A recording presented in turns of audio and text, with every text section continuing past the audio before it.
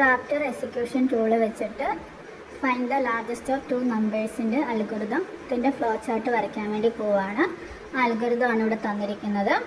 രണ്ട് input number കൊടുക്കണം, എയും ബിയും. എന്നിട്ട് എ ഗ്രേറ്റർ ദാൻ ബി ആണെന്ന് ചെക്ക് ചെയ്തിട്ട് എ ലാർജസ്റ്റ് എന്ന് പറഞ്ഞു. ഇനി അല്ലാന്നുണ്ടെങ്കിൽ ബി ലാർജസ്റ്റ് ആയിരിക്കും. അതിനു വേണ്ടി നമുക്ക് ഒരു പുതിയ ഫയൽ എടുക്കാം. ഫയലിൽ ന്യൂ ക്ലിക്ക് ചെയ്യാം.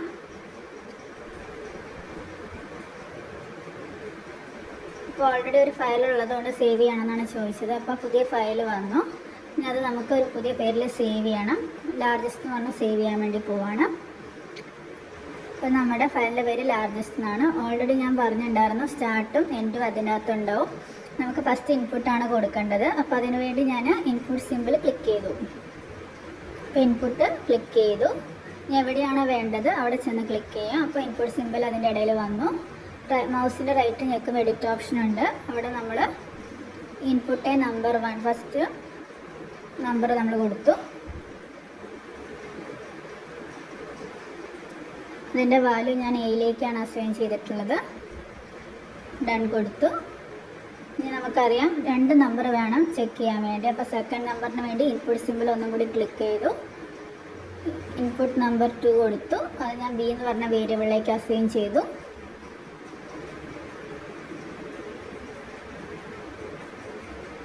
ഡൺ കൊടുത്തു. ഇനി നമുക്ക് ചെക്കിംഗ് ആണ് വേണ്ടത്. കണ്ടീഷൻ ഇവിടെ തന്നിട്ടുണ്ട്. എ ഗ്രേറ്റർ ദാൻ ബി ആണ് നമുക്ക് ചെക്ക് ചെയ്യേണ്ട കണ്ടീഷൻ.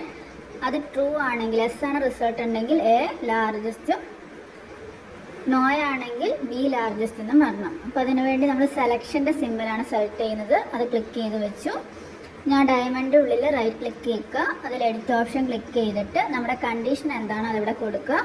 ഇവിടുത്തെ condition A greater than B എന്നാണ്. അത് ടൈപ്പ് ചെയ്തു. ഡൺ ക്ലിക്ക് ചെയ്യാം.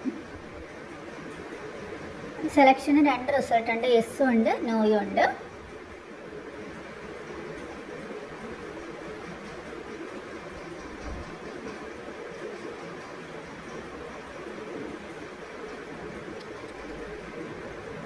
അതിൽ എസിൻ്റെ റിസൾട്ട് എന്ന് പറയുന്നത് എന്താണ്, ഒരു ഔട്ട്പുട്ടാണ് നമുക്ക് വേണ്ടത്. ആ ഔട്ട്പുട്ടിൻ്റെ സിമ്പിൾ ക്ലിക്ക് ചെയ്തു.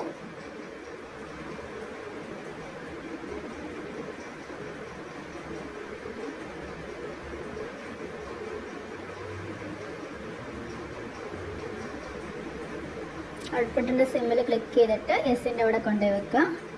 ഞാൻ അത് റൈറ്റ് ക്ലിക്ക് ചെയ്തിട്ട് എസിൻ്റെ റിസൾട്ട് എന്താണ്, എ ഈസ് ദ ലാർജസ്റ്റ്, അത് പ്രിൻ്റ് ചെയ്യാം.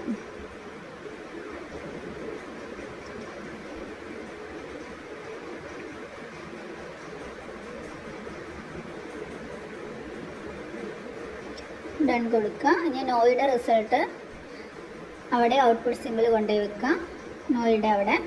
എന്നിട്ട് എൽസിൻ്റെ കേസിൽ എന്താ പ്രിൻ്റ് ചെയ്യേണ്ടത്, ബി ഈസ് ദ ലാർജസ്റ്റ്. അതിൻ്റെ അകത്ത് എഡിറ്റ് ഓപ്ഷനിൽ കൊടുക്കുക.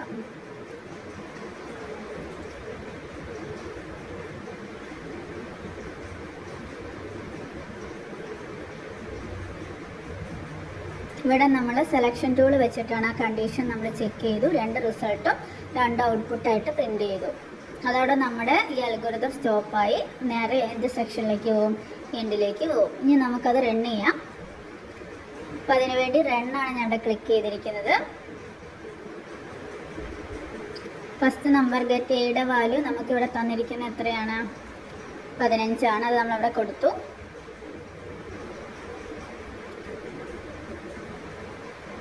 ഈ സെക്കൻഡ് വാല്യൂ നമുക്ക് 10 ആണ് തന്നിട്ടുള്ളത്. അത് നമ്മൾ ടൈപ്പ് ചെയ്ത് കൊടുക്കും ഇൻപുട്ട് നമ്പർ 2ൽ. ഓക്കെ, നമുക്കറിയാം ഏതാ വലുത്, എ ആണ് വലുത്. അപ്പോൾ പ്രിൻ്റ് ഏത് പ്രിൻ്റ് ആവും, എ ഈസ് ദ ലാർജസ്റ്റ് എന്ന് പറയുന്ന വാല്യൂ ഇവിടെ പ്രിൻ്റ് ആയിട്ടുണ്ടാവും.